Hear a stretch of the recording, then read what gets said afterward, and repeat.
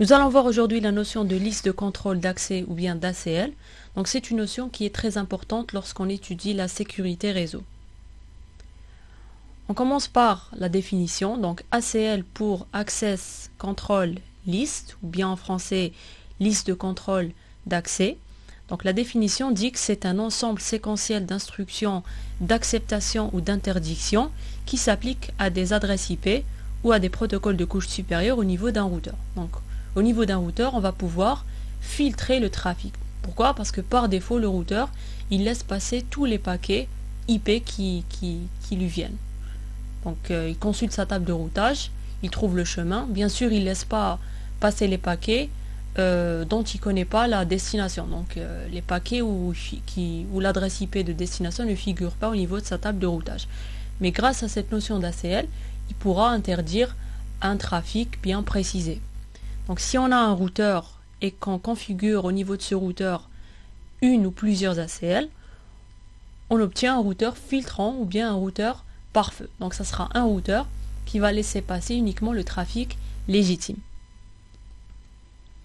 On va justement parler de ce côté filtrage. Donc l'ACL prend des décisions d'autorisation ou de refus en fonction de certains attributs ou bien paramètres. Donc en fonction de l'adresse IP source, en fonction de l'adresse IP de destination, en fonction des numéros de port source et destination, et en fonction aussi des protocoles de couche supérieure. On peut par exemple autoriser le trafic qui provient du réseau 192.168.1.0/24. Donc là, on va se baser sur le paramètre adresse IP de destination. On peut par exemple laisser passer uniquement le trafic HTTP. Et donc là, on va laisser uniquement passer le protocole HTTP de la couche application. On peut par exemple laisser passer un trafic avec numéro de port égal à 80. Donc là, c'est les numéros de port source et destination. L'avantage derrière le filtrage, donc il y a deux avantages principaux. Donc c'est l'avantage orienté sécurité, donc ça permet de contrôler le trafic et de laisser passer uniquement les paquets autorisés. Il y a aussi l'avantage orienté qualité de service. Donc ça va, grâce au filtrage, on va améliorer les performances du réseau. On va limiter le trafic qui n'est pas intéressant. Donc par exemple un trafic système ou bien des paquets qui doivent circuler pour par exemple pour les mises à jour de routage. Ce n'est pas la peine qu'ils circulent au niveau d'un réseau local. Donc on peut par exemple, grâce aux ACL, limiter ce genre de trafic pour garantir une meilleure qualité de service. Le seul petit bémol, c'est parfois la consommation de ressources CPU. Donc si on a beaucoup d'ACL qui sont configurés au niveau du routeur et si on a beaucoup de règles qui sont répertoriées au niveau des ACL, on verra que le routeur va être un peu lent au niveau du traitement. Pourquoi? Parce qu'il a déjà des tâches de routage et si on lui ajoute ces tâches de filtrage, donc le routeur va sentir un certain ralentissement. Donc si par exemple on veut avoir un routeur parfait au niveau de l'entreprise, il faut s'assurer que notre routeur a un bon CPU, une bonne RAM, etc. On passe maintenant au principe de fonctionnement des ACL. Donc une ACL, c'est un ensemble d'instructions ou bien de règles, comme on l'a dit, d'acceptation ou bien de refus. Donc on a des instructions qui sont écrites dans un certain ordre.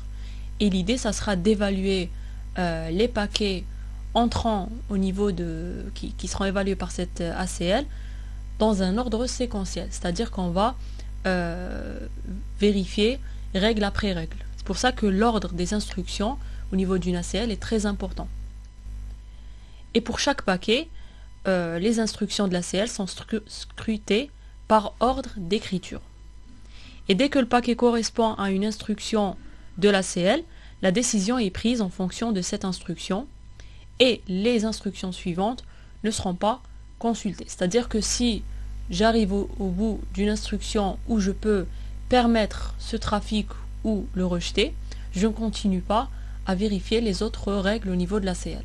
Dès que je tombe sur une règle qui correspond au paquet, si par exemple j'avais mis une acceptation du trafic en provenance du réseau 192.168.1.0, donc par exemple c'est la règle numéro 20, et j'ai au niveau de mon paquet l'adresse IP source c'est 192.168.1.10. Donc là, ça sera une règle qui pourra être appliquée à mon paquet. Par exemple, si j'avais un paquet avec l'adresse IP source 172, donc cette règle, elle ne peut pas être appliquée pour mon paquet. Et donc, je passe à la règle suivante. Et dès que je termine toutes les règles, et s'il n'y a aucune règle qui ne satisfait mon cas, donc si aucun paquet ne peut être évalué par aucune règle, il y aura une instruction de refus implicite qui va interdire ce paquet. C'est pour ça qu'il faudra écrire ces règles-là dans un ordre bien précis et il faudra permettre un trafic légitime. Donc il ne faut pas tout interdire. On verra par la suite comment on va écrire nos ACL. Et donc bien sûr, un paquet refusé, ça sera un paquet qui sera abandonné et ne pourra pas passer. Alors, pour avoir une certaine cohérence lorsqu'on configure ou bien on crée des ACL, il faut respecter cette règle-là, qu'on appelle la règle des 3 P. Donc une ACL peut être configurée 1 par protocole, 2 par interface, 3 par direction. Donc 3 P, donc pour les deux grands P qui commencent les 3, 1, 2 et 3. Donc ce qu'on veut dire par cette règle, c'est qu'on ne peut pas créer par exemple une seule ACL pour plusieurs protocoles. On ne peut pas créer plusieurs ACL, une ACL pour plusieurs interfaces. On ne peut pas aussi créer une ACL pour plusieurs directions. Donc si on a par exemple ici un routeur filtrant qui possède bien évidemment ici deux interfaces, donc ce qu'on veut dire par une ACL par protocole, c'est que si on a plusieurs protocoles de niveau 3 qui sont utilisés au niveau du réseau, donc par exemple IP, IPsec, IPX, ATM, etc., il faudra une ACL par protocole routé. C'est-à-dire que je ne peux pas inclure au niveau de mon ACL ces 3 protocoles-là. Donc si j'ai 3 protocoles, je devrais créer 3 ACL, une ACL pour chaque protocole. Donc il faut faire attention à cette notion de protocole routé. Donc c'est des protocoles de niveau 3. Ce n'est pas des protocoles par exemple de niveau 4 ou bien de niveau 1. Par exemple, si j'ai du trafic, si j'ai le protocole HTTP, FTP, je ne vais pas créer une ACL pour HTTP et une ACL pour FTP. Non, je crée une ACL par protocole de niveau 3. Ça, c'est très important à retenir. Même chose pour, on verra par la suite, UDP ou bien TCP. C'est pas parce qu'on a les deux flux qu'il faudra créer deux ACL distinctes. On verra par la suite qu'on pourra créer au niveau d'une même ACL des règles qui permettront d'accepter ou de refuser du trafic UDP ou bien TCP en même temps.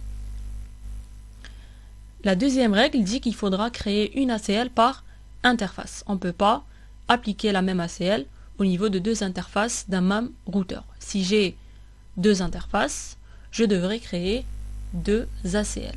Si j'avais 3, je devrais aussi créer 3. On dit aussi, au niveau de la troisième règle, qu'il faut une ACL par direction. On ne peut pas appliquer une ACL en entrée et en sortie. Entrée et sortie d'une interface. Donc, l'ACL qui est configurée en entrée, ça sera une ACL qui va être traitée d'abord. Ensuite, il y aura le processus de routage qui sera traité ensuite. Pour les ACL en sortie, donc les ACL qui sortent de l'interface, il y aura le routage qui va être fait d'abord. Ensuite, il y aura le traitement ou bien l'ACL qui sera exécuté.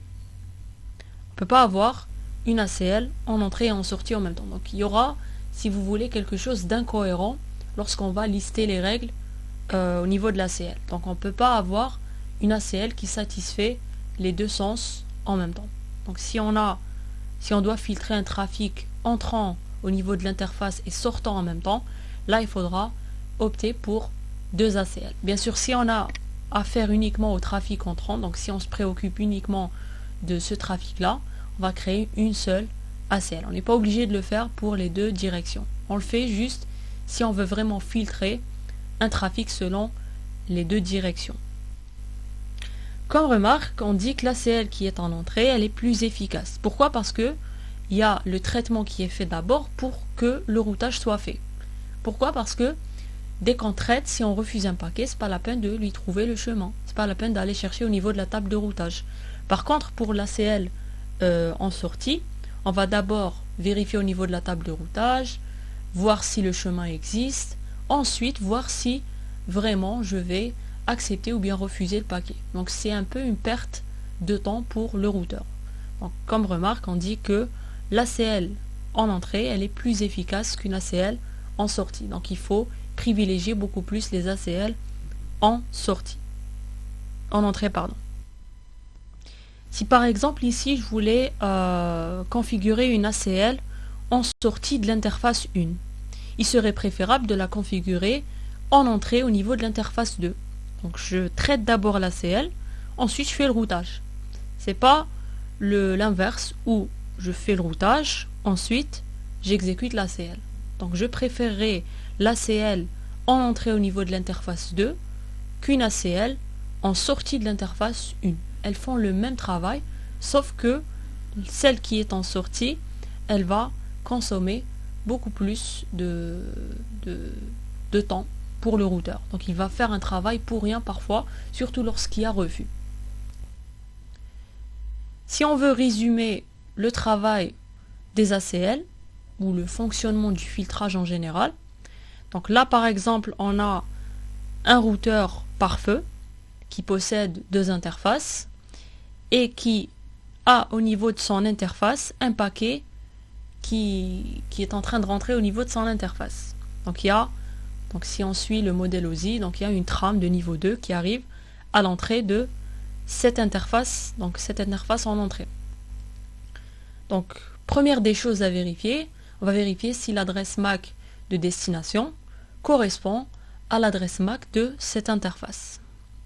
Donc si elle ne correspond pas, on abandonne la trame et on arrête tout le processus de désencapsulation.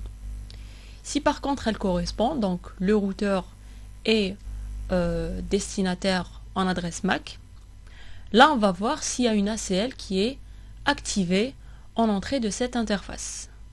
S'il n'y a pas d'ACL, on va router le paquet vers l'interface de sortie. Donc on va déplacer ce paquet de cette interface vers cette interface. On verra par la suite le travail à faire au niveau de l'interface de sortie. Si par contre il y a une ACL, là on va voir s'il y a une règle qui satisfait notre paquet. S'il n'y a pas de règle, donc il y aura le deny implicite qui sera exécuté et donc on va abandonner le paquet. S'il y a une règle qui est exécutée, on va voir si c'est une permission ou bien une interdiction. Si c'est une interdiction, on abandonne le paquet. Si c'est une permission, on laisse passer le paquet vers l'interface de sortie. Maintenant, au niveau de l'interface de sortie, on va vérifier s'il y a une ACL qui est configurée au niveau de cette interface de sortie en flux sortant. S'il n'y a pas, je laisse passer le paquet du routeur, donc je route le paquet vers mon voisin par exemple, ou vers, s'il y a un commutateur, vers le commutateur, ensuite il y aura vérification au niveau de sa table MAC, donc tout dépend ce qu'il y a après cette interface de sortie. S'il y a une ACL qui est activée, je vais voir s'il y a une règle qui satisfait mon paquet. S'il n'y a pas de règle, donc je vais exécuter le deny implicite et j'abandonne le paquet. Si par contre il y a une règle qui satisfait, je vais voir si c'est une règle de permission ou d'interdiction. Si c'est une règle d'interdiction, j'abandonne le paquet. Et si c'est une règle de permission, je route mon paquet vers le prochain saut. Donc voilà en résumé comment ça se passe lorsqu'il y a un paquet qui arrive au niveau d'une interface d'un routeur. Il y a toutes ces vérifications qui se font. Donc on vérifie s'il y a une ACL au niveau de l'interface en flux entrant. Ensuite on déplace ce paquet de l'interface d'entrée vers l'interface de sortie du routeur, de là à là. Bien sûr après processus de routage et choix du meilleur chemin, tout ça. Donc si on avait plusieurs interfaces activées, on va choisir l'interface qui permettra à notre paquet d'être acheminé selon bien sûr notre table de routage. Et au niveau de l'interface choisie, on verra bien sûr s'il y a une ACL qui est configurée en flux sortant, parce qu'il y aura le paquet qui va sortir. Donc là, on spécifie la direction.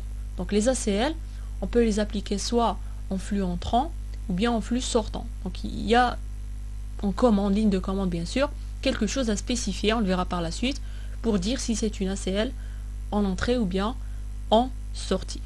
Et bien sûr, on va vérifier s'il y a des règles qui peuvent être exécutées pour notre paquet ou pas. S'il n'y a pas, il y aura le deny implicite qui sera exécuté, donc on abandonne le paquet. S'il y a une règle qui satisfait, on verra juste si c'est un permit ou bien un deny. Il existe deux grandes familles d'ACL. Donc il y a des ACL simples et les ACL complexes. Les ACL simples, on trouve les ACL standards et les ACL étendus. Pour les ACL complexes, il y a les ACL dynamiques, il y a les ACL datés ou bien à caractère temporel, il y a les ACL réflexives, il y a les turbo-ACL et il y a les ACL basés contexte ou bien CBAC. Donc, la différence entre les deux grandes familles, c'est que les premières, elles sont plus simples déjà lorsqu'on les crée, on les configure, etc. Donc ce sont des ACL assez faciles à comprendre, donc le principe il est un peu simple.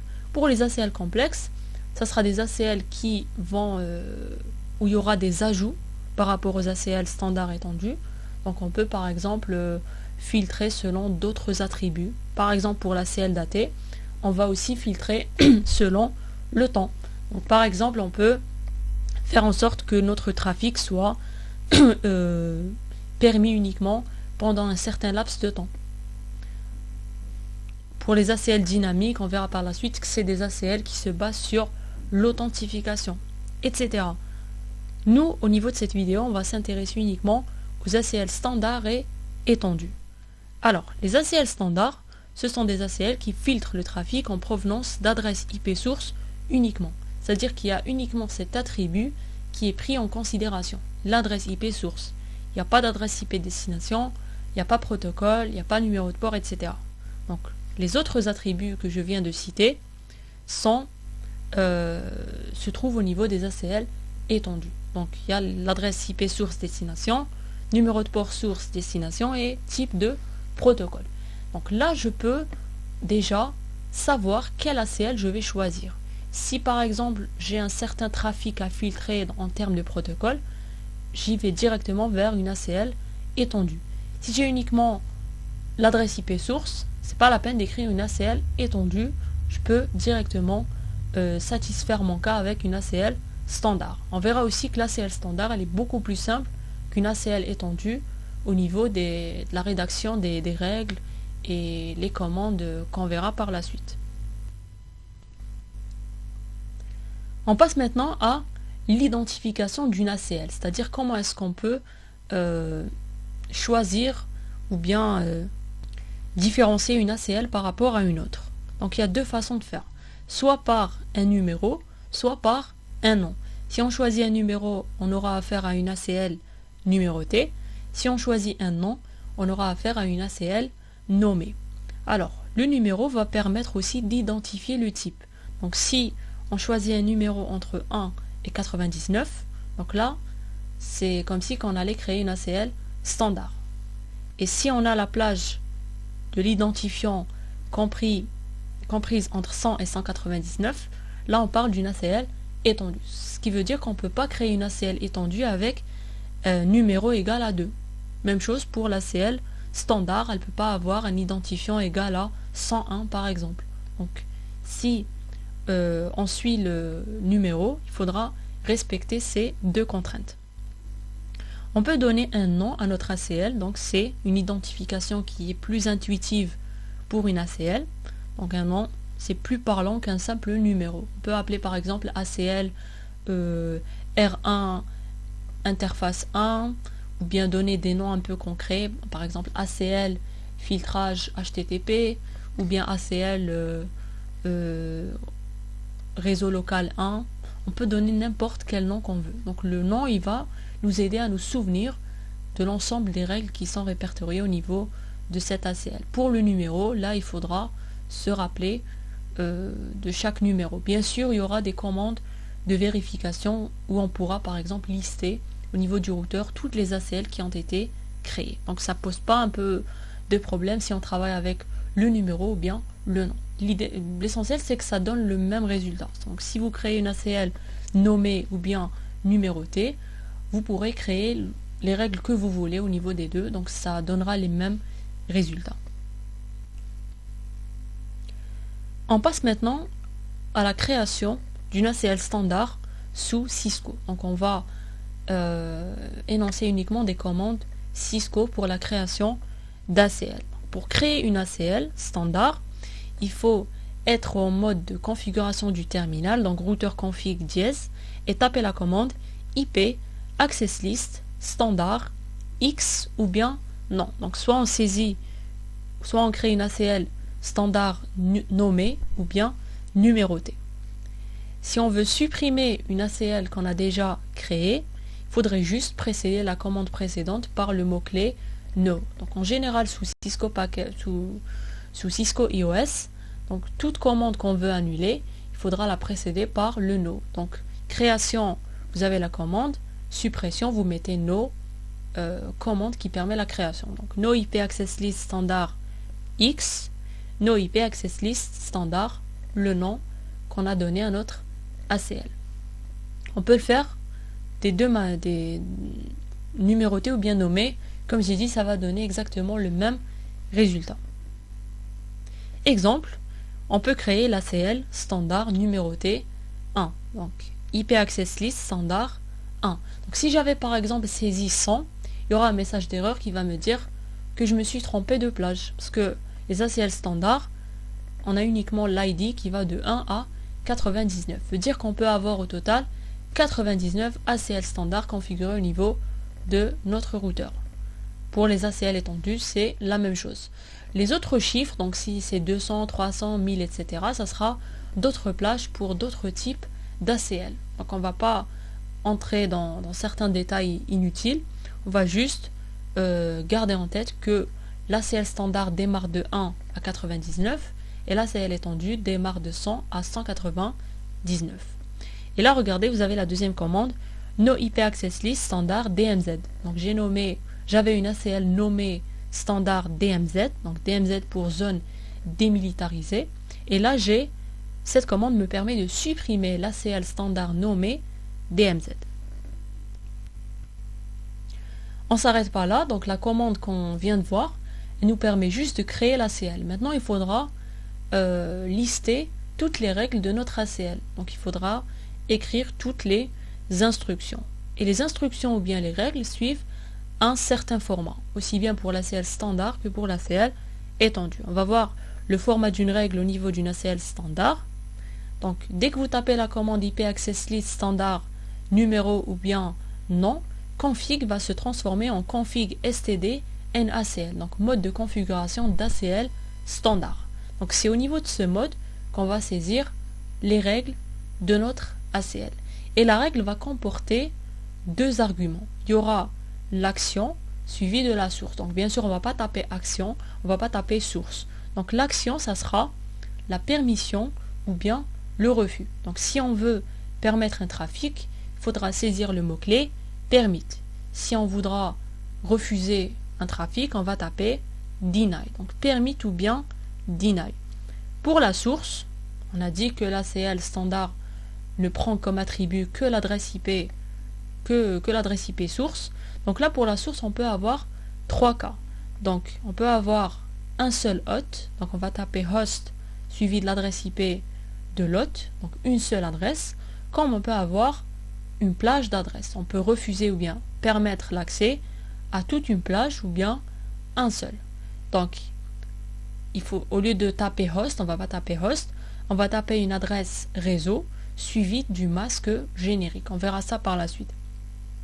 Ça ressemble au masque inverse, mais on verra ça par la suite. On peut aussi taper le mot-clé any. Any, ça veut dire quel que soit.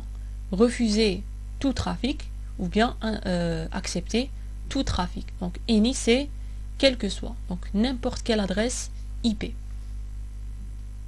Exemple, permit 192.168.1.0 0.0.0.255. Donc cette commande nous permet bien de lister une règle au niveau d'une ACL standard qui permet d'autoriser le trafic du réseau logique 192.168.1.0/24. Deny host 10.10.10.10, c'est une commande qui permet de rédiger une règle au niveau d'une ACL standard qui permet de refuser le trafic en provenance de l'adresse IP de l'équipement 10.10.10.10. Donc une seule adresse IP, parce qu'on a le mot-clé host. Deny any veut dire refuser tout le trafic au niveau de cette ACL. Donc ça va refuser n'importe quelle source. Et donc c'est aussi un deny implicite. Donc même si on ne saisit pas deny any, il y aura le deny any qui sera exécuté à la fin si aucune règle n'est vérifiée. Ce qu'on n'a peut-être pas vraiment bien expliqué, c'est cette notion de masque générique. On va lui dédier des slides, donc c'est très important de comprendre cette notion de masque générique. Donc c'est une suite de 32 bits, ça respecte un peu le format du masque qu'on connaît ou bien de l'adresse IP. Donc au niveau de ces 32 bits, donc on peut mettre soit 0 ou 1. Si on met 0 veut dire qu'on va vérifier la valeur du bit correspondant. Si on met un 1 veut dire qu'on va ignorer la valeur du bit correspondant. Le masque générique, ce n'est pas un masque de sous-réseau. Vous avez pu sans doute le remarquer au niveau de l'exemple précédent lorsque j'ai tapé 0.0.0.255. Et le masque générique, ce n'est pas aussi le masque inverse. Ce n'est pas le complémentaire du masque. Ça ne veut pas dire que les 0 deviennent des 1, les 1 deviennent des 0. Ce qu'on veut dire par là, c'est qu'on peut avoir un masque avec des trous au milieu. Si on revoit la définition du masque, on a déjà vu, le masque c'est un ensemble de 1 suivi d'un ensemble de 0. Les 1 vont identifier la partie réseau, tandis que les 0 vont identifier la partie machine. On n'a jamais vu un masque avec un ensemble de 1, ensuite un ensemble de 0, ensuite un 1, ensuite un ensemble de 0. Il ne peut pas y avoir un 1 qui se glisse au niveau des 0. Il ne peut pas avoir un 0 qui se glisse au niveau des 1. Donc voilà ce qu'on veut dire par trou. Et donc, même si on parlait du masque inverse, donc c'est le masque généralement qu'on utilise lorsqu'on configure le protocole OSPF, on a des 0 suivis de 1, puisqu'il est inversé. Donc c'est le masque complémentaire. Pour le masque générique, on peut avoir un réseau au milieu. Par exemple, on peut avoir un masque qui ressemble à ça. Donc, vous avez 24 0, ensuite 7 1, ensuite 1 0. Donc, ça va donner 0.0.0.254. En tant que masque complémentaire, ce n'est pas un masque valide. Mais en tant que masque générique, c'est un masque valide. Ce qu'on veut dire au niveau de cet exemple-là, c'est que on va vérifier uniquement, on va vérifier tous les bits, sauf ceux-là. Sauf ceux qui sont égaux à 1. Voilà. Donc, par exemple, si j'ai 192.168.1, là, je dois impérativement avoir les 3 octets égaux à ce que j'ai dit. Par contre, ici, ça peut varier.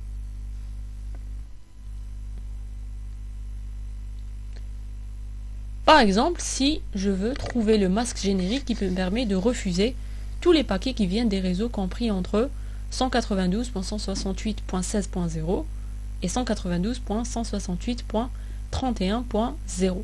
Veut dire que je vais aller de 16.0 à 31.255 parce que j'ai le masque /24. Donc j'écris en binaire la première adresse et j'écris en binaire la dernière adresse. En réalité, c'est l'adresse réseau du premier réseau et la dernière, c'est l'adresse de diffusion du dernier réseau. Pour trouver le masque générique, là, il faudra juste insister sur quels sont les bits que je dois vérifier, quels sont les bits que je ne dois pas vérifier. Et on tombe sur 0.0.15.255. Regardez ici, tous les bits qui sont identiques entre la première adresse et la dernière adresse, on ne les vérifie pas. On va vérifier uniquement, on les vérifie, pardon. Ceux-là, on ne les vérifie pas. Donc ils peuvent prendre la valeur 0 ou bien 1. Et c'est ce qui va nous donner ce masque-là. Et ça va nous permettre, par exemple, de refuser ou bien d'accepter le trafic en provenance de toute cette grande plage. Si vous voulez, c'est une sorte de sous-réseau aussi. On peut par exemple désigner uniquement les machines paires de l'ensemble qu'on a déjà trouvé. Donc machine paire veut dire que le bit de poids faible, le dernier bit ici, doit être égal à 0. Donc ça sera un bit qu'on va vérifier. Donc on va mettre 0 ici. Et si on met 0, on va tomber sur 254. Regardez. Au lieu de 255. C'est pour ça que j'ai dit que le masque générique, ce n'est pas un masque de sous-réseau comme on a l'habitude de le définir. Ce n'est pas si vous voulez, c'est pas un découpeur de partie réseau et partie machine. C'est juste les bits qu'on vérifie et les bits qu'on ne vérifie pas. Donc on peut avoir, grâce au masque générique, plusieurs façons de faire. Par exemple, les réseaux avec multiples de 4, multiples de 8, pair, impair, etc. Donc, c'est très utile lorsqu'on écrit les règles. Donc au lieu d'écrire plusieurs règles pour plusieurs réseaux, on peut les résumer grâce justement au masque générique. Et on peut aussi spécifier des réseaux, comme on a l'habitude de faire. Donc on va juste saisir des masques complémentaires. Donc ça sera des masques qui respectent le format. Donc suite de 0, ensuite il y a une suite de 1. Je parle de masques complémentaires. Mais en général, ça permet de regrouper des plages. Donc c'est mieux de dire ensemble ou bien plage que réseau. Voilà. Parce que on travaille avec un masque générique et non pas un masque complémentaire. Quelques cas particuliers. Donc si vous avez ici par exemple 0.0.0.0 implique qu'il faut vérifier tous les bits au niveau de l'adresse IP. Si vous avez 4 fois 255 ou bien 32.1, veut dire que on ne vérifie aucun bit. Et là, on peut par exemple déduire que 0.0.0.0 suivi du masque générique 4 fois 255 est équivalent au mot-clé any. Donc au lieu de taper 4 fois 0 espace 4 fois 255, on peut directement taper any. Si on tape par exemple une adresse IP suivie du masque générique 0.0.0.0, veut dire qu'on va vérifier tous les bits, on peut directement taper host adresse IP. Et ce qu'on veut dire par là, c'est que any et host adresse IP, ce sont des cas particuliers de la syntaxe générale qui est adresse IP suivie de masque générique. Donc on peut écrire la source ou bien la destination avec adresse IP suivie du masque générique. Il y a quelques cas particuliers qui sont host adresse IP, qui est en réalité adresse IP avec masque générique nul, ou bien any, qui est en réalité 4 fois 0 suivi de 4 fois 255. Quelques exemples. Donc si vous écrivez ici permit au niveau d'une règle d'une ACL standard 0.0.0.0 suivi de 255.255.255.255, c'est la même chose que écrire permit any. Si on écrit aussi permit par exemple 192.168.1.1 espace 0.0.0.0, c'est la même chose que si on écrivait permit host 192.168.1.1. Donc host et any nous permettent d'écrire, si on veut, en abrégé quelques cas particuliers du masque générique. Mais ça ne veut pas dire qu'on ne peut pas les écrire en format général. Donc 4 fois 0, espace 4 fois 255, ça sera un peu plus lent, mais ça reste quand même quelque chose de correct. Ce qu'on veut dire par là, c'est que le format général, c'est toujours adresse IP, masque générique. Il y a certains cas particuliers qui sont host, adresse IP et any. On passe maintenant à l'ACL étendue. On a vu l'ACL standard qui se préoccupe uniquement de l'adresse IP source. On passe maintenant à l'ACL étendue. On avait dit que elle se préoccupe de plusieurs attributs: adresse IP source et destination, numéro de port source et destination, et protocole de couche supérieure.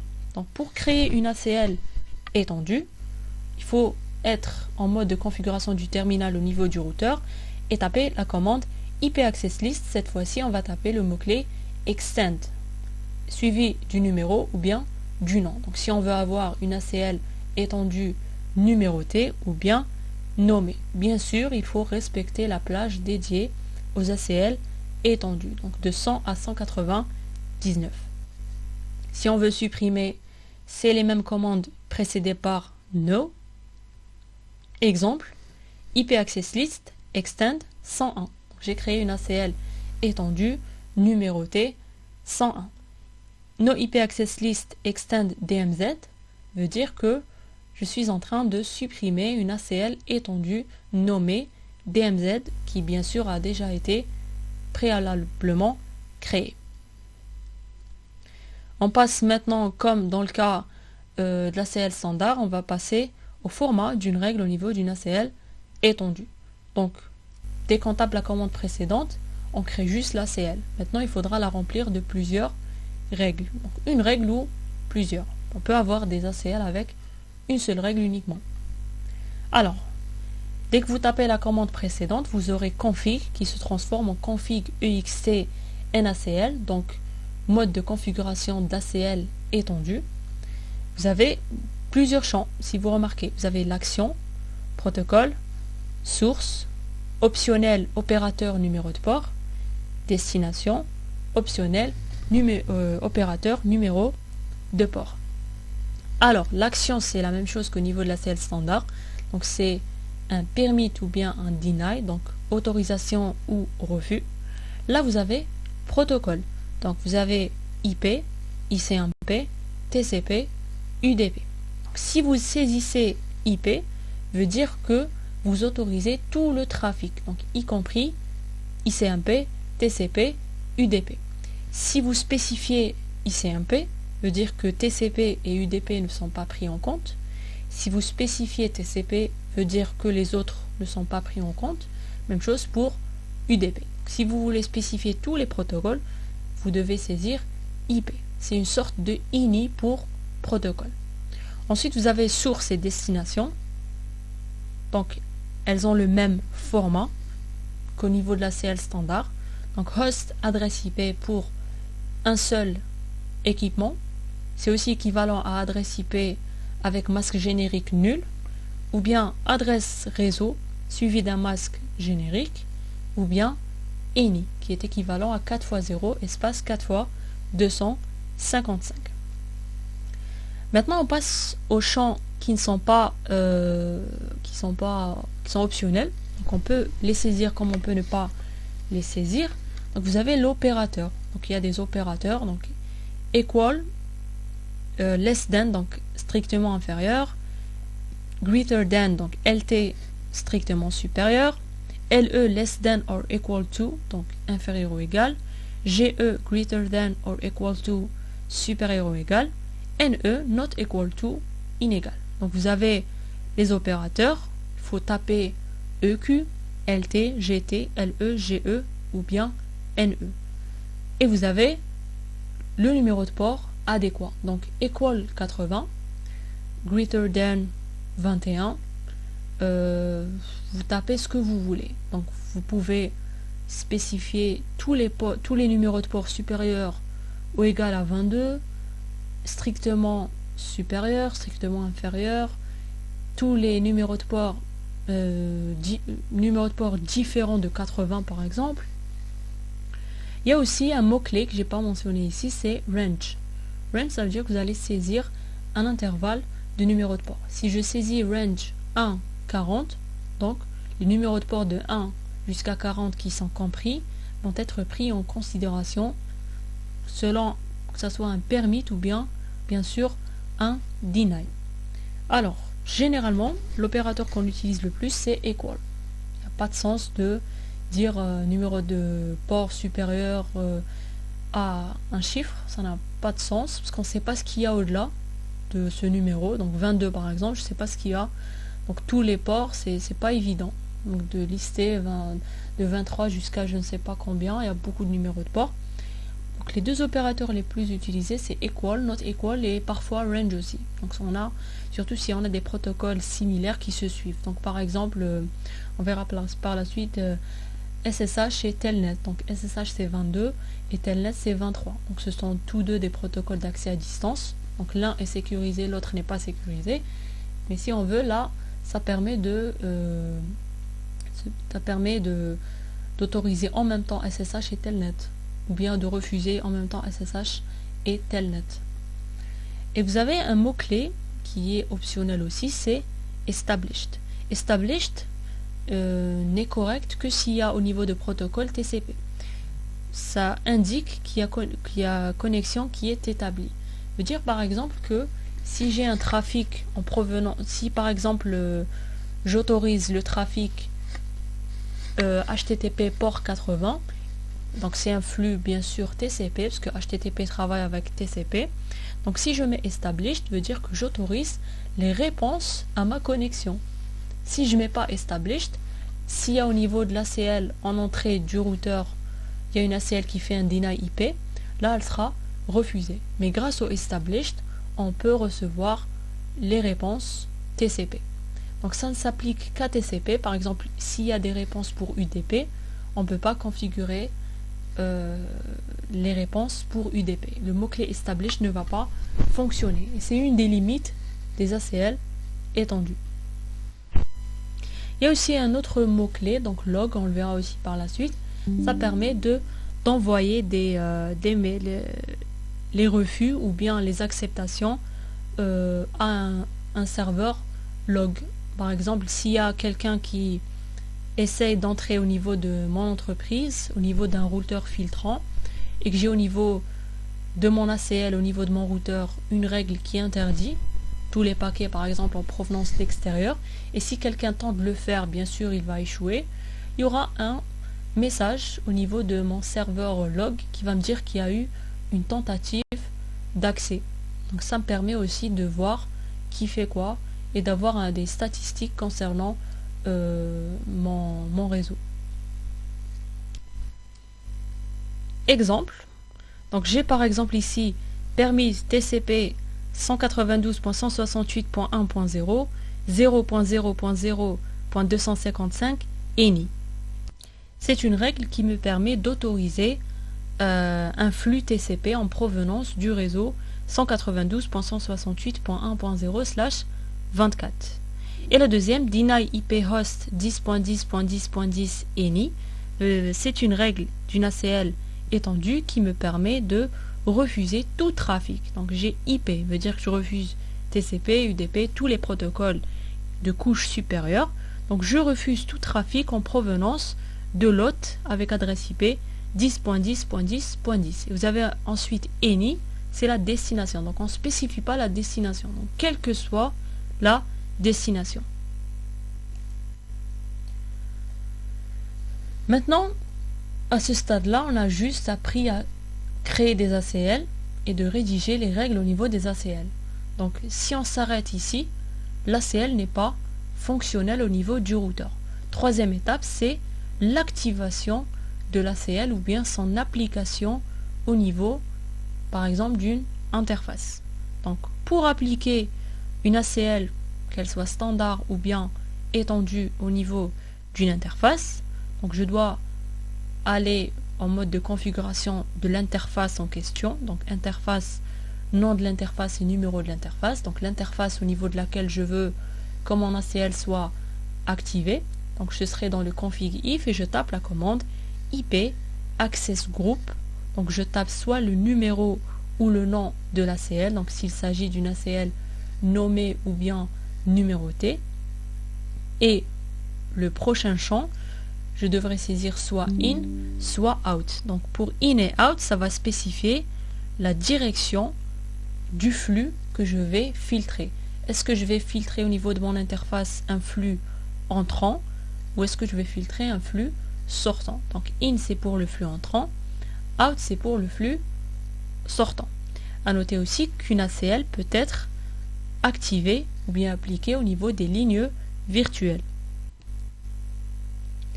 Donc il suffit d'aller en mode de configuration de ligne, donc line VTY avec première ligne et dernière ligne, par défaut par exemple 0.15, et là je vais taper la commande access class numéro ou nom de l'ACL standard ou étendu, in, out bien sûr pour spécifier le flux entrant ou bien sortant. Donc si vous vous rappelez de la règle des 3 P, la troisième règle qui disait une ACL par direction. Donc ça n'a pas de sens de, par exemple, j'ai créé une ACL numérotée 1, je ne peux pas mettre IP Access Group 1 in, IP Access Group 1 out. Ça n'a pas de sens. Même chose pour les lignes virtuelles. Je ne peux pas mettre Access Class 1 in, ensuite Access Class 1 out. Donc si je veux en in et out, il faudra créer deux ACL distincts. Donc Access Class 1 in, Access Class 2 out. Et donc pour résumer, on crée d'abord une ACL soit standard, soit étendue, donc soit nommée aussi, soit numérotée. Ensuite, on va lister toutes les règles au niveau de l'ACL suivant le format qu'on a vu, aussi bien pour l'ACL standard et étendue. Donc action protocole, action source pour l'adresse standard. Ensuite, action protocole source, opérateur numéro de port, destination opérateur numéro de port ou optionnellement established. On peut écrire autant de règles qu'on veut. Et troisième étape, il faudra appliquer cette ACL au niveau d'une interface du routeur ou bien des lignes virtuelles en flux entrant ou bien sortant. Donc c'est qu'au niveau de ce stade-là que l'ACL elle sera opérationnelle. Si elle n'est pas appliquée, même si elle est créée au niveau du routeur, elle n'est pas opérationnelle. Il y a ici quelques commandes de vérification utiles. Donc la commande Show Access List en mode utilisateur privilégié permet d'afficher toutes les ACL créées au niveau du routeur. Donc vous aurez l'ACL avec son type, son numéro ou son nom, avec toutes les règles pour chaque ACL. Vous pouvez aussi afficher les détails d'une certaine ACL. Il faut juste taper Show Access List numéro de l'ACL. On peut aussi afficher, grâce à la commande Show IP Interface, nom de l'interface, numéro de l'interface, les ACL appliqués au niveau d'une interface plus la direction. Et on peut aussi afficher toutes les ACL ainsi que leurs applications au niveau des interfaces ou des lignes virtuelles en tapant la commande Show Running Config. Ça permet d'afficher tout le fichier de configuration en cours. Donc ça permet de lister les ACL, donc ça fait le même travail que Show Access List, et ça fait aussi le même travail que Show IP Interface, nom de l'interface et numéro de l'interface. Donc vous verrez les ACL créés avec leurs règles et leur application au niveau des interfaces de votre routeur ou bien aussi des lignes virtuelles. Donc ce sont des commandes qui vous permettent de voir qu'est-ce qu'il y a au niveau de votre routeur. Est-ce que vous avez oublié une règle? Est-ce que vous avez oublié le nom ou le numéro d'une ACL, pour vérifier si votre ACL elle est appliquée au niveau de la bonne interface avec la bonne direction. Donc ça vous permet de faire vos vérifications. Il y a une autre façon de créer les ACL. Donc il y a une commande qui regroupe en même temps la création de l'ACL plus l'ajout d'une règle. On va se concentrer dans le cas des ACL standards uniquement. Donc vous avez cette commande, regardez, en mode de configuration du routeur, Access List, numéro de l'ACL, suivi du format de la règle directement. Donc vous notez qu'il n'y a pas le mot-clé IP, donc c'est pas IP Access List. Vous notez aussi qu'il n'y a pas la possibilité de créer l'ACL et la règle avec une ACL nommée, donc on ne peut pas saisir le nom. Par exemple, si vous tapez la commande Access List 1, directement deny 192.168.1.0 espace masque générique 0.0.0.255 veut dire que grâce à cette première commande, vous avez créé l'ACL numérotée 1 standard. Déjà, on ne spécifie pas aussi le type, donc le type il sera déduit à partir du numéro qu'on saisit. Donc si je saisis 1, donc c'est une ACL standard parce que le 1 est compris au niveau de la plage 1.99. Ensuite, vous avez le format d'une règle d'une ACL standard, deny, etc. Ensuite, si je tape la deuxième commande, c'est comme si je suis en train d'ajouter une deuxième règle pour la première ACL, une qui a déjà été créée. Ensuite, deny any, c'est la troisième règle. Donc ça, c'est équivalent à ça.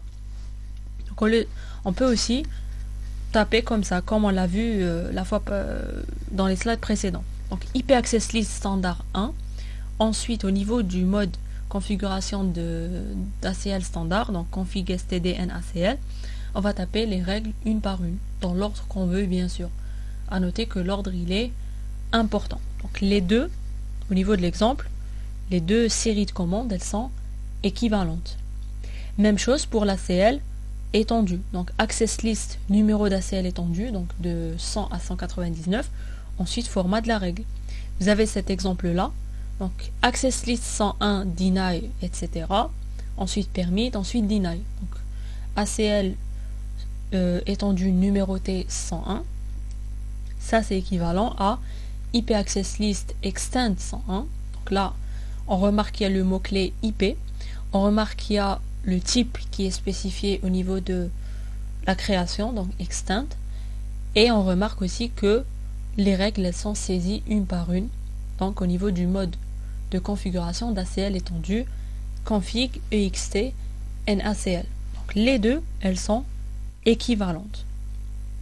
Les petites remarques concernant cette autre syntaxe, c'est qu'elle présente certains inconvénients, comme l'incapacité de modifier une ACL qui a déjà été créée. Donc si je veux ajouter une règle au milieu, je devrais détruire, ensuite reconstruire l'ACL. Donc la supprimer, ensuite la recréer et ajouter la règle au bon endroit. C'est aussi une syntaxe qui ne permet pas de créer des ACL nommés. Donc la première syntaxe qu'on a déjà vue au tout début, donc qui consistait à d'abord créer l'ACL, ensuite lister les règles, elle est meilleure parce que ça permet de modifier l'ACL. Donc on peut supprimer n'importe quelle règle via le mot clé no, donc no permit IP any par exemple. Donc si c'était la règle numéro 3, elle sera supprimée. En revanche, on peut toujours pas ajouter au milieu ou bien au début. On peut ajouter qu'à la fin. Donc si on veut ajouter au milieu ou bien au début, il faudra détruire l'ACL, ensuite la reconstruire. Et la première syntaxe qu'on a vue, donc celle qui permet de créer ensuite lister les règles, elle est applicable pour les ACL nommés.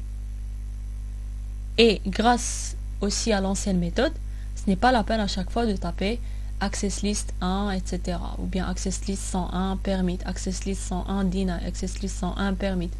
Donc la première syntaxe, c'est plus simple. Donc au niveau des commandes, on va directement taper permit, parce que on sera directement en mode de configuration d'ACL standard ou bien étendu. Donc ce n'est pas la peine de rappeler à chaque fois le numéro de l'ACL et taper le mot-clé access list. On l'a juste introduite parce que elle est assez intéressante lorsqu'on a une ACL qui ne contient qu'une seule règle. Donc on peut le faire en une seule commande. Si on a beaucoup de règles au niveau de l'ACL, il faudra éviter cette syntaxe et opter pour la toute première. Moi, personnellement, je préfère la première syntaxe. Elle est plus logique et elle est plus facile à mémoriser et elle est aussi plus pédagogique si on veut. Voilà. Donc, même s'il y a une règle, moi je préfère d'abord créer l'ACL, ensuite lister la règle que je veux au niveau de mon ACL. Comme conseil, on présente ici une certaine méthodologie de travail, donc pour faire en sorte que toutes les ACL que vous créez soient écrites de manière optimale. Donc il faut déjà réfléchir sur ce qu'on veut autoriser et interdire. Donc il faut lister en langage humain tout ce qu'on veut autoriser, interdire, au niveau de quel routeur, etc. Donc ça c'est la première étape.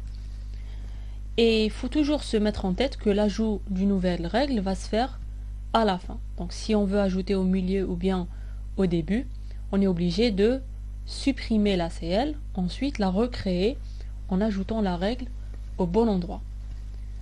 L'idée, ça serait de travailler avec des fichiers texte où on stocke toutes les ACL qu'on crée, on stocke toutes les règles dans le bon ordre et à chaque fois qu'on a besoin d'une nouvelle ACL, il suffira juste de faire un copier-coller. Donc il est conseillé de travailler avec un éditeur de texte, faire des CTRL-C, CTRL-V, donc toujours copier-coller. Ça serait bien aussi de tester d'abord ces ACL sur un routeur hors ligne, avant de le tester au niveau du réseau qui marche. Ça permet aussi de voir si l'ACL elle est correctement écrite, donc s'il y a un bon ordonnancement au niveau des règles de notre ACL. Ça serait aussi intéressant d'ajouter des remarques aux ACL grâce à cette commande. Donc access list, numéro de la liste, de l'ACL, pardon, et le mot-clé remark suivi de remarque. Si vous voulez, c'est une sorte de commentaire pour la liste. Ça nous permet de nous souvenir de ce que fait cette ACL. Par exemple, ACL 1, on va écrire comme remarque, c'est l'ACL à l'entrée du réseau. Et pour l'ACL étendue 101, on va écrire la remarque ACL filtrante HTTPS. On peut mettre n'importe quelle chaîne de caractères qu'on veut. C'est quelque chose qui va nous permettre de nous souvenir du rôle de cette ACL ou bien pourquoi on a créé cette ACL. On peut mettre la date de création, on peut mettre le nom de la personne qui a créé l'ACL, donc le nom de l'administrateur réseau. Donc vous pouvez mettre vraiment ce que vous voulez. Donc là vous avez quelques conseils qui vous permettent de bien travailler parce que les ACL c'est parfois un peu compliqué lorsqu'on a beaucoup de règles à satisfaire en même temps. Donc déjà il faudra trouver le routeur au niveau duquel il faut créer l'ACL. Il faudra trouver aussi l'interface au niveau de laquelle on active l'ACL, la direction, l'ordre des règles. Parfois aussi on demande d'aller du plus général, du plus spécifique vers le plus général. Et ensuite, il faut d'abord les écrire au niveau d'un éditeur de texte. On ne commence pas à taper les règles au niveau du routeur en question. Parce que parfois, lorsqu'on est en train de taper les règles, il se peut qu'on oublie une règle. Donc, par exemple, j'ai tapé cette règle et je viens de me rappeler qu'il fallait taper une règle à la deuxième position. Donc là, je devrais détruire l'ACL, ensuite la recréer avec l'ajout de cette règle au bon endroit. Donc si je travaille avec un éditeur de texte, je valide l'ordonnancement, ensuite je copie l'ACL au niveau du routeur. On peut maintenant se poser la question de où est-ce qu'on place l'ACL standard et où est-ce qu'on place l'ACL étendue. Donc le placement de l'ACL aura un grand impact sur ses performances.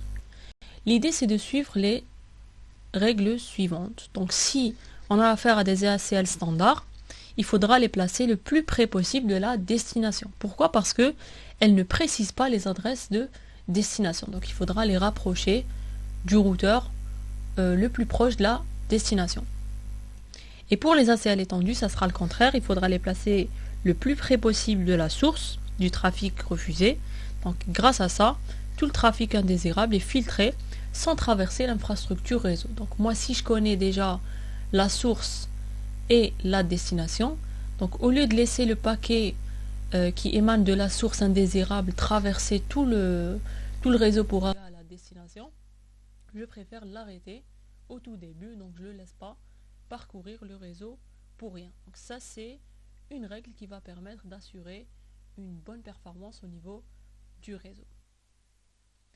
Et comme remarque, on dit que les ACL étendues, elles sont préférables parce qu'elles évitent la propagation au-delà du premier routeur des paquets qui sont à filtrer. Donc, ce qu'il faut dire aussi, c'est que l'ACL standard, on peut l'écrire sous format d'une ACL étendue. Donc, si vous voulez, l'ACL standard, c'est un cas particulier. Et donc, l'idée, ça serait de toujours opter pour les ACL étendues parce que grâce aux ACL étendues, on peut gagner en termes de performance. On passe maintenant à la notion surveillance de trafic concernant les ACL. Donc les routeurs qui sont filtrants, donc les routeurs par feu, peuvent être programmés pour générer un message à chaque paquet refusé. C'est-à-dire que chaque fois qu'il y a un paquet qui doit être refusé, qui a été refusé, on peut informer l'administrateur réseau qu'il y a un paquet qui vient d'être refusé. Donc ça sera un message qui sera envoyé dans un fichier log sur un serveur log, un serveur syslog par exemple, et il va contenir tous les paramètres d'identification du paquet refusé.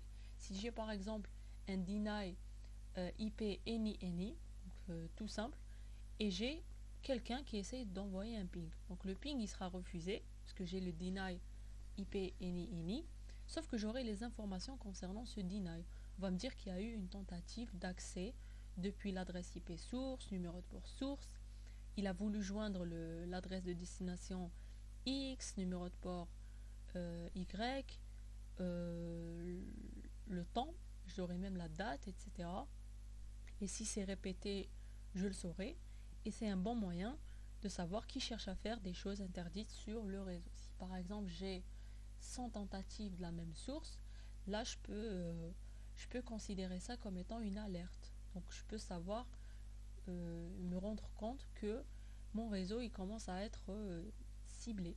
Voilà, donc grâce à ça je peux encore par exemple renforcer la sécurité.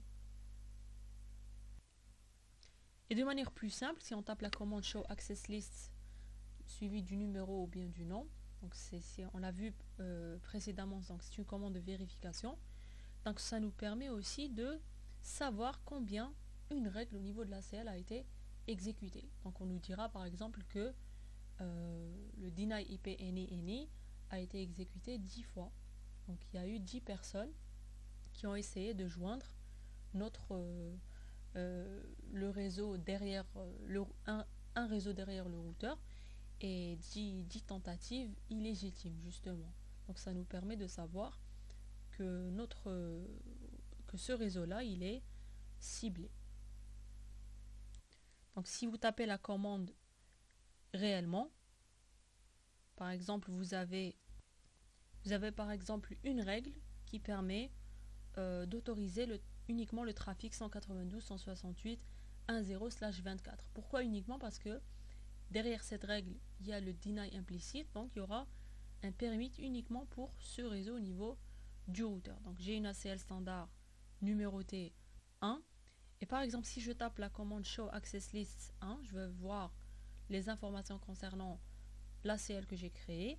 J'aurai règle par règle. Donc moi, comme j'ai une seule règle, j'ai le permit. Entre parenthèses à la fin, vous remarquez qu'il y a un chiffre, donc 100 matches. Ça veut dire que cette règle a été exécutée 100 fois. Donc il y a eu 100 paquets qui veulent aller vers, qui proviennent du réseau 192.168.1.0. Donc le problème ici, c'est qu'on ne peut pas voir le deny implicite. On aurait pu le voir que si on avait tapé la commande, la règle pardon, deny IP, deny any. Donc c'est une ACL standard. Donc si j'avais tapé deny any, c'est vrai que je tape deny any ou je tape pas deny any, c'est la même chose parce que il s'exécute de manière implicite. Mais par contre, si je mentionne à la fin deny any pour standard ou bien deny IP any pour étendu, ça sera une règle qui sera tapée et qu'on va retrouver au niveau du show access list, et on pourra savoir combien de fois le deny IP any a été exécuté. Donc voilà à quoi sert le refus implicite. Donc si on le tape, ça nous permet d'avoir des informations sur combien de fois ça a été exécuté, et si on le tape pas, ça fera toujours le travail parce qu'il y a le deny IP any implicite, sauf qu'on n'aura pas le nombre de tentatives échouées. Voilà. On passe maintenant à la notion de pare-feu.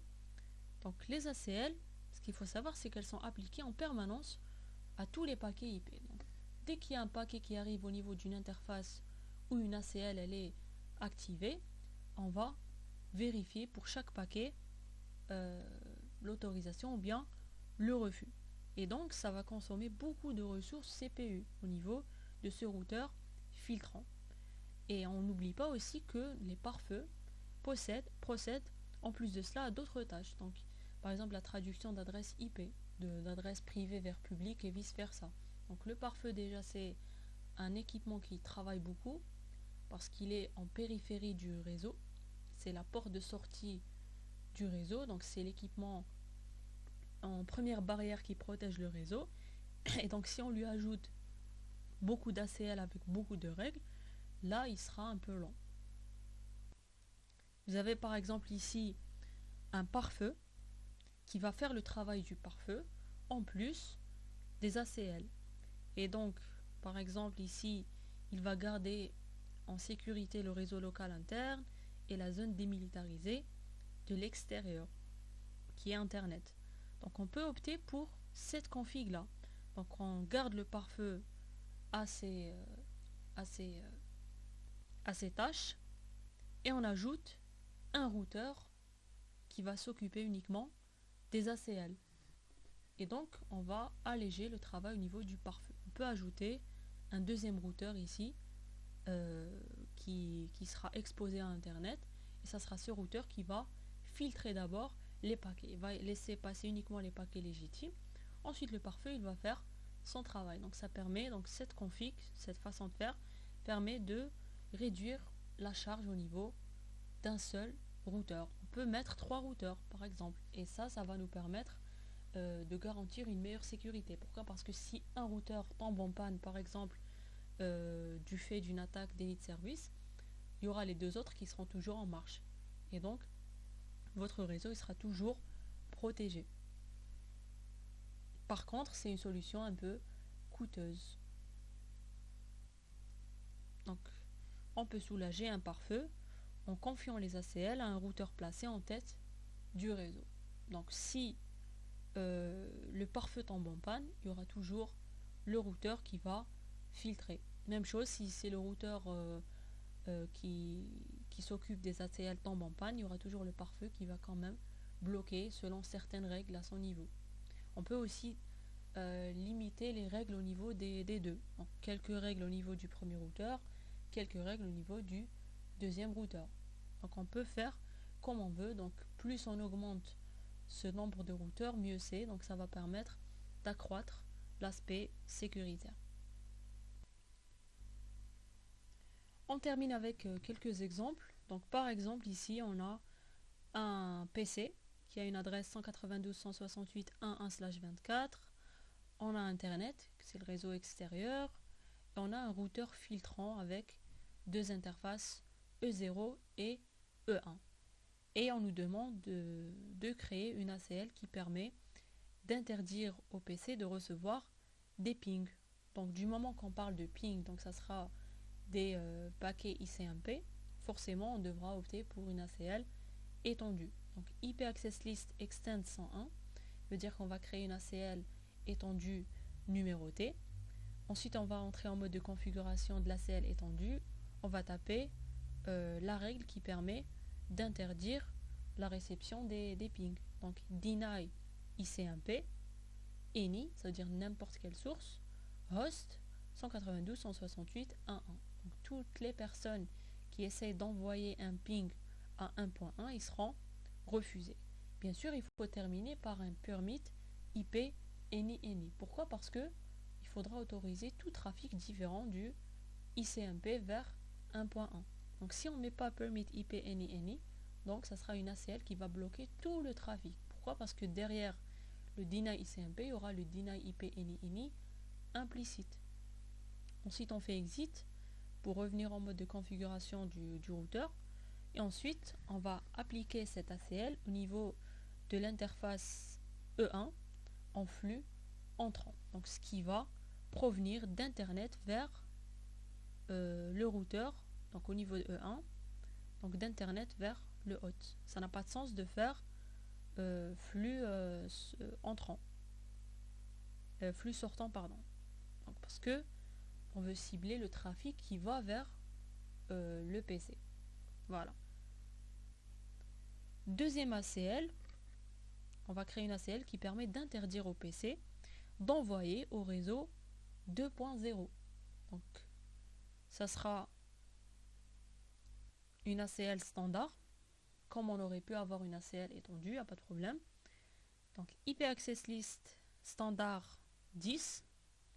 Ensuite on met deny 192.168.2.0/24.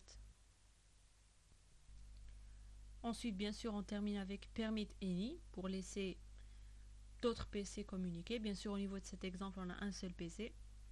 Et on applique cette ACL au niveau de l'interface E0 en flux entrant. Bien sûr, il peut y avoir d'autres solutions. On aurait pu la rédiger aussi à l'aide d'une ACL étendue. On va écrire ici une ACL qui permet d'interdire au PC de consulter des pages web. Donc qui dit page web dit protocole TCP port 80. Donc on va créer une ACL étendue, IP Access List Extend 101. Ensuite, on va interdire au PC de consulter les pages web. Donc interdire, c'est deny. Le PC, donc ça sera host, adresse IP du PC. Page web de n'importe quelle destination, donc any, equal 80 pour spécifier le flux TCP port 80. Bien sûr, on termine avec permit IP any. Donc le PC pourra envoyer d'autres types de flux, donc UDP ou TCP, ports différents de 80. Et on applique cette ACL au niveau de l'interface E0 en flux entrant. Donc, avant que ça sorte vers l'extérieur, on vérifie d'abord au niveau de E0. Un autre exemple, donc interdire au PC de communiquer avec le réseau 2.0 via une ACL étendue. Donc IP Access List Extend 101. Et ensuite on va mettre deny IP, donc communiquer veut dire tous les protocoles. Donc deny IP, host, adresse IP du PC, espace, destination, adresse IP du réseau 2.0. Donc 192.168.2.0 et masque générique adéquat. Donc 3 x 0.255, bien sûr, permit IP any. Veut dire qu'il pourra communiquer avec d'autres réseaux différents du réseau 2.0/24. On applique l'ACL au niveau de l'interface E0 en flux entrant. Et pour finir, l'ACL, donc c'est un moyen qui va permettre d'autoriser que le trafic utile. Donc ça permet d'avoir des avantages aussi bien en termes de sécurité qu'en qualité de service. Donc il y a deux stratégies lorsqu'on rédige les règles. Donc on peut tout autoriser puis interdire que ce qui est inutile, ou bien tout interdire puis n'autoriser que ce qui est utile. L'idée aussi c'est de spécifier les règles de filtrage de la plus spécifique à la plus générale. Donc veillez à avoir un ordre très cohérent. Par exemple, si vous commencez votre ACL avec un deny IP any, ensuite vous avez des permits quelque chose, le deny IP any il sera exécuté. Pourquoi? Parce que vous avez any. Donc quelle que soit la source et quelle que soit la destination, et IP ça veut dire quel que soit le protocole. Et donc deny IP any sera toujours exécuté au début, et donc les prochaines règles ne seront pas exécutées. C'est pour ça que il faut le mettre toujours à la fin. Si vous mettez aussi permit IP any, veut dire que tout trafic il sera autorisé. Donc s'il y a des deny après, ils ne seront pas pris en compte parce que permit IP any il sera valide et il sera exécuté, et donc on sort de l'ACL et on continue. Donc c'est comme si vous n'avez pas créé d'ACL si vous mettez comme première règle permit IP any. Donc toutes les ACL aussi se terminent par un deny IP any implicite. Donc si votre ACL ne contient que des deny, donc ça sera une ACL qui va bloquer tout trafic parce qu'il y aura deny IP any qui sera exécuté à la fin, même si vous ne le mentionnez pas. Alors quand une règle applicable est trouvée, les autres ne sont pas testés. C'est ce qu'on vient d'expliquer. Donc dès qu'il y a une qui est exécutée, on sort de l'ACL et on continue. Donc si on a permis ou si on a interdit. Si on a permis, on fait passer à l'autre interface ou bien au prochain routeur. Si c'est interdit, on va abandonner le paquet. Les ACL étendues sont aussi à préférer aux ACL standards car elles évitent de propager un paquet au-delà du premier routeur. Donc ça permet de faire en sorte que le paquet soit dès le début refusé. C'est pas la peine qu'il traverse tout le réseau pour qu'il soit refusé uniquement à la fin. Les limitations des ACL simples, à savoir standard et étendu, c'est l'absence d'authentification. Donc c'est un peu une manière un peu statique de refuser ou bien d'autoriser. Ça serait bien que on puisse authentifier l'utilisateur derrière l'équipement. Parce qu'on peut par exemple falsifier l'adresse IP d'un équipement. On peut se faire passer pour quelqu'un d'autre en changeant notre adresse IP pour juste être dans le permit. Et donc, même si on falsifie, grâce aux ACL complexes, il y aura ce deuxième processus qui est l'authentification. On va s'authentifier au routeur via par exemple un nom d'utilisateur et un mot de passe. Et il y a aussi ce manque de established pour UDP. Par exemple, si j'autorise un flux UDP, ça serait bien que je reçois les réponses du flux que j'ai commencé. Donc c'est faisable pour TCP dans le cas des ACL étendus, mais ce n'est pas faisable pour le cas du flux UDP. Et donc, dans le cas où on veut qu'il y ait un renforcement au niveau du filtrage, ça serait bien de s'intéresser aux ACL complexes qui fera l'objet d'une prochaine vidéo. Donc à travers cette vidéo, on a pu voir cette notion de liste de contrôle d'accès, les avantages, les inconvénients, le format des règles, quelques conseils de rédaction d'ACL pour comment avoir un travail méthodique, et aussi les limites des ACL simples et bien sûr quelques exemples au niveau des slides qu'on a vu vers la fin. Donc ce qu'il faut noter aussi, c'est qu'on rédige une ACL selon les besoins. Donc si on a un besoin urgent d'authentification, on passe directement à des ACL complexes. Si on s'intéresse à des protocoles, on passe à des ACL étendus. Donc tout dépend de l'architecture qu'on a, tout dépend aussi de la puissance des routeurs, parce que si un routeur n'a pas un bon CPU et n'a pas une bonne RAM, si on configure beaucoup d'ACL avec beaucoup de règles à son niveau, on risque d'avoir un routeur qui va faire son travail de manière très lente, et donc on va perdre en termes de qualité de service. Donc l'idée, ça sera de faire en sorte qu'il y ait un équilibre entre le côté disponibilité et le côté sécurité.